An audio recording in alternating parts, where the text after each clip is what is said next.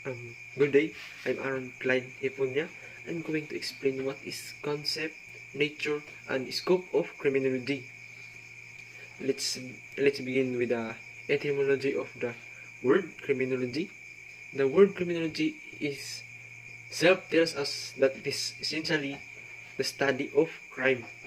Criminology is arrived from Latin term crimen, which means accusation, and the transliterated Greek logia, which not the study of, and according to Edwin H. Sutherland, criminology is the entirely body of knowledge regarding crime as a social phenomenon because crime is now the part of our daily life. Criminology not only use on crime, but entirely we will also focusing on the criminal, and after focus both crime and criminal, we will look in the effort of society. What is society doing so that we can prevent the commission of crime and we can repress the commission of crime? Now let's talk about the nature of criminology. It is applied science because criminology as a body of knowledge has already established universally accepted principles and concepts, and these are used by other field of study.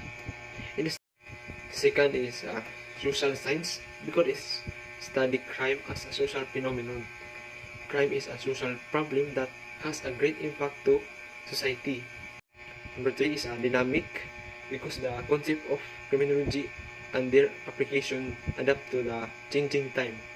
Criminology changes social condition change. Next is nationalistic because the study of criminology takes a consideration of the history, the culture, and the society and the social norms, the laws of the country. Each country has its own set of laws, and crimes are defined by the laws of the country. Now let's talk about the scope or the branches of criminology.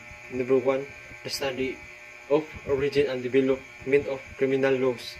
2, the study of causes of crimes, development of criminals.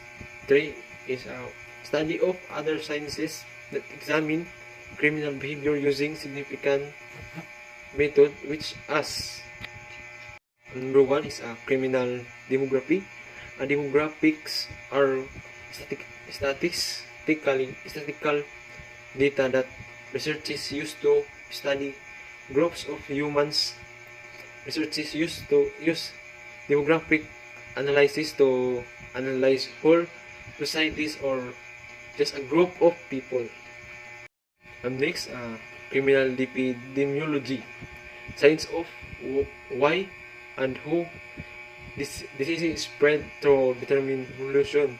It is used carefully designed researches studies the statistics of identify patterns and determine links between causes and effect. Next, criminal ecology, study of crime, criminality, and victimization as they relate. First, to the particular place, and secondly, to the way that individuals and organizations shape their activities, especially, and its so doing are in turn influenced by place based on spatial factors. Next, criminal physical apology, sometimes represented as a criminal apology, literally a combination of the study of human species and the study of criminals. It is a field of offender profiling based on the precise link between the nature of crime and the personality or physical appearance of offender. Next is a criminal psychology, also referring to the criminological psychology, is a study of the views, thoughts, intentions, actions, and reactions of criminals and all who participate in criminal behavior. And next, criminal psychiatry. Forensic psychiatrists work closely with the legal system to determine competency of defendants to stand trial, given an expert witness testimony in court, help make recommendation of defense tactic and sentencing, help solve crimes and treat mental illness in criminals.